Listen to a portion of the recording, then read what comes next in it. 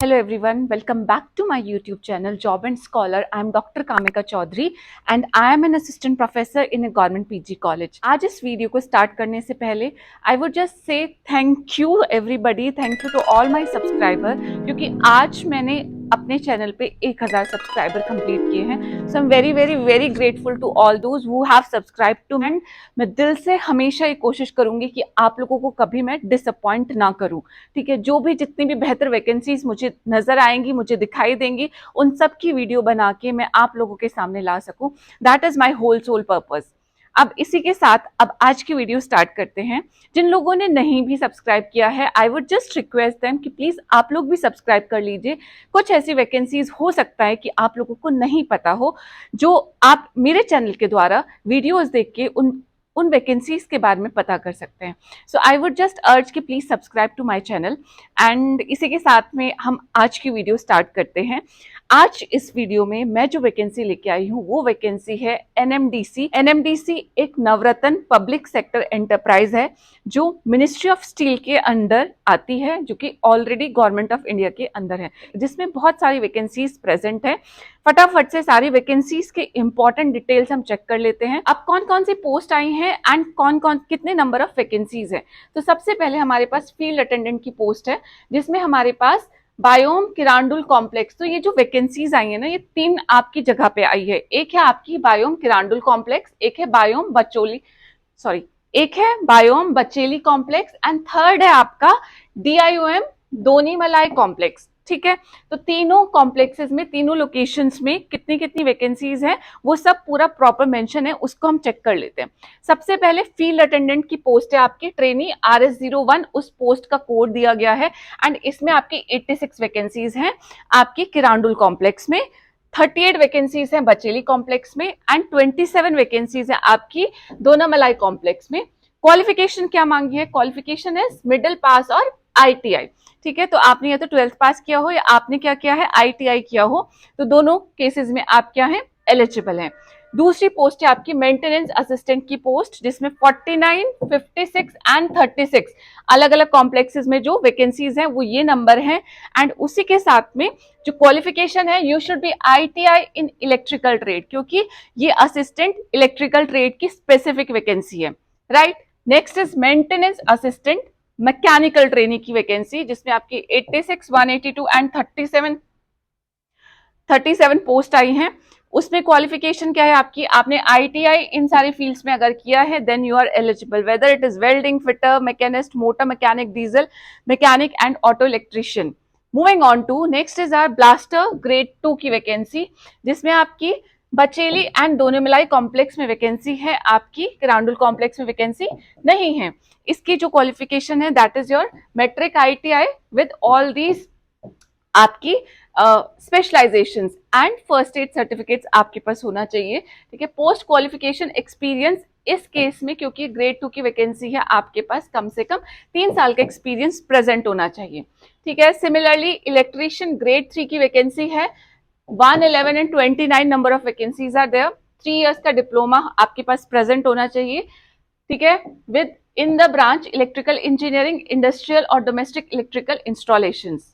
उसी के साथ साथ में नेक्स्ट आपकी जो वैकेंसी है that is electronics technician grade 3 vacancy, 3 and 3 post है. HEM मैकेनिक्स ग्रेड 3 की वैकेंसी, 39, 12 एंड 36 आपकी वैकेंसीज है. HEM ऑपरेटर ग्रेड 3 की वैकेंसी, 118, 40 एंड 70 वैकेंसीज हैं. MCO ग्रेड 3 की वैकेंसी एंड QCA ग्रेड 3 की वैकेंसी, जिसमें 6, 14 एंड 16 एंड यहाँ पे आपकी टोटल 4 वैकेंसीज प्रेजेंट है. ठीक है, सभी के सामने लिखा हुआ है कि किस में आपका 3 साल का डिप्लोमा किस आपकी ब्रांच में रिक्वायर्ड है. ठीक है, आपकी इलेक्ट्रॉनिक्स में भी 3 इयर्स का डिप्लोमा चाहिए इलेक्ट्रॉनिक्स इंजीनियरिंग में, आपकी HEM मैकेनिक्स में भी 3 इयर्स का डिप्लोमा चाहिए मैकेनिकल इंजीनियरिंग में, बाकी के तीनों में भी आपका 3 इयर्स का डिप्लोमा चाहिए इन मैकेनिकल इंजीनियरिंग. एंड आपका जो लास्ट है QCA, that could be your BSc chemistry and zoology वाले भी अप्लाई कर सकते हैं, बस उसमें 1 साल का क्या चाहिए, पोस्ट क्वालिफिकेशन एक्सपीरियंस चाहिए इन सैम्पलिंग वर्क इज इसेंशियल. ठीक है, गवर्नमेंट कंपनी की तरफ से, गवर्नमेंट एंटरप्राइज की तरफ से पोस्ट है, तो ये सारा आपका एक्सपीरियंस और आपकी एजुकेशन क्वालिफिकेशन मांगी गई है। अगर आप लोग इन क्वालिफिकेशन से रिलेट करते हैं then you are very much eligible to apply for all these post. ठीक है, आगे बढ़ते हैं। देखिए, अब कुछ लोग सोचेंगे कि अगर हमने आईटीआई की जगह बीएससी किया है या बीटेक किया है उसी पर्टिकुलर ट्रेड में, क्या हम वहां पे एलिजिबल हैं? तो आई वुड जस्ट से कि बहुत स्पेसिफिकली मेंशन्ड है कि अगर आपके पास यही सारी क्वालिफिकेशन है, आईटीआई मांगा है तो आप आईटीआई ही हैं, then only you are eligible. अगर आपके पास उससे हायर ग्रेड में क्वालिफिकेशन है, फॉर एग्जाम्पल आपके पास बीटेक में क्वालिफिकेशन है in electronics, then you are not eligible for all these particular post. ठीक है, नेक्स्ट बात कर लेते हैं कि सैलरी कितनी होने वाली है। देखिए, सारी पोस्ट मेंशन है एंड उन सारी पोस्ट में आपका 12 महीने का होगा क्या, ट्रेनिंग पीरियड। ठीक है, 12 महीने के ट्रेनिंग पीरियड में हर पोस्ट में आपको 18,000 या 19,000 की सैलरी दी जाएगी। 18,000 किस किस में है आपका, field attendant, maintenance assistant and maintenance assistant mechanical and electrical में आपका 18,000 रुपए आपको 12 महीने तक सैलरी पे की जाएगी। ठीक है, एंड इन 12 महीने के बाद नेक्स्ट 6 महीने आपको 18,500 रुपए दिए जाएंगे एंड उन 6 महीने के बाद में आप आ जाएंगे रेगुलराइजेशन के स्केल में एंड फिर आपकी सैलरी जो होगी वो 18,100 से लेके 31,850 तक लाई करने वाली है। ठीक है, तो ऐसे जाएगी आपकी सैलरी। कैसे बढ़ेगी, पहले 12 महीने 18,000 रुपए, अगले 6 महीने 18,500 रुपए एंड उसके बाद आप एक स्केल में लाई करेंगे क्योंकि आप रेगुलराइज हो जाएंगे। तो जब आप स्केल में लाई करेंगे तो ये वो स्केल होगी जिसमें आपकी मैक्सिमम सैलरी 32 से 35,000 के बीच में लाई करेगी। ठीक है, सिमिलरली 4 से लेके 10 नंबर तक जितनी पोस्ट हैं उन सारी पोस्ट में आपको 19,000 रुपए पहले 12 महीने मिलेंगे, 19,500 रुपए अगले 6 महीने मिलेंगे, यानी कि 1.5 साल के टाइम पीरियड में आपको 19,000 से लेके 19,500 रुपए तक आपकी सैलरी होगी एंड उसके बाद में आपकी सैलरी हो जाएगी इस ग्रेड पे स्केल के अंडर, यानी कि 19,900 से लेके 35,040 रुपए तक का आपका स्केल होगा एंड इसमें आपके जो एडिशनल अलाउंसेज होते हैं, आपका डीए, एचआरए एंड आपका बाकी जितने भी अलाउंसेज है वो सब ऐड होके आपकी सैलरी एटलीस्ट आई थिंक 40,000 के आसपास इसमें बन जानी चाहिए। अब एज क्राइटेरिया, ठीक है, एज क्राइटेरिया सभी में क्या है कि आपकी मैक्सिमम एज जो होनी चाहिए that should be 30 years and अगर आपको कैलकुलेट करनी है कि किस डेट को आप एज कैलकुलेट करेंगे तो 14 जून 2025 की तारीख से, यानी कि आप 14 जून 2025 को आपकी उम्र कितनी होगी उसके हिसाब से आप ये अपनी एज क्या कर सकते हैं, कैलकुलेट कर सकते हैं। ठीक है, एंड 18 ईयर्स की आपकी मिनिमम एज इसमें रखी गई है। तो minimum 18, maximum 30, age to calculate is 14/06/2025। बतानी है कि आप इसको अप्लाई कैसे करेंगे। अप्लाई करने के लिए यहाँ पे लिंक अवेलेबल है www.nmdc.co.in। ठीक है, करियर के पेज पे जाएंगे एंड वहां पे आपका लिंक एक्टिवेट हो चुका है एंड लास्ट कब तक एक्टिवेट है, 14 जून 2025 तक एक्टिवेट है। ठीक है, जब आप अप्लाई करेंगे तो आपकी फीस कितनी होगी, इसमें 150 रुपीज की आपकी फीस क्या करनी पड़ेगी, आपको पे करनी पड़ेगी जनरल कैटेगरी जो कैंडिडेट्स हैं एंड उसके अलावा SC ST PWD and ex serviceman candidate and departmental candidate की कोई भी फीस इसमें नहीं आपकी लगेगी। ठीक है, अब मैं समझा देती हूँ इसमें आपका सिलेक्शन कैसे होगा, आपको तैयारी क्या करनी है। तो सिलेक्शन जो होगा वो आपका या तो OMR बेस्ड टेस्ट होगा या फिर आपका कंप्यूटर बेस्ड टेस्ट होने वाला है एंड उसी के साथ साथ में आपका फेज 2 भी होगा। फेज 2 में आपका ट्रेड टेस्ट होगा या फिजिकल एबिलिटी टेस्ट होगा। यहीं पे बता देती हूँ सबसे पहले फेज 2 के बारे में कि जो आपका फेज 2 वाला टेस्ट है ना, चाहे आपका ट्रेड वाला टेस्ट होता है या फिर आपका फिजिकल एबिलिटी का टेस्ट होता है, वो सिर्फ क्वालिफाइंग इन नेचर है। ठीक है, वो आपको क्वालिफाई करना है। उस टेस्ट में ये नहीं है कि आपके जितने मार्क्स आएंगे उससे फाइनल मेरिट लिस्ट पे कोई असर पड़ेगा, बट आपको क्वालिफाई करना जरूरी है। ये तो हो गया आपका सेकंड नंबर का जो टेस्ट है। उससे पहले जो आपको OMR बेस्ड टेस्ट और कंप्यूटर बेस्ड टेस्ट है उसके बारे में बता देती हूँ।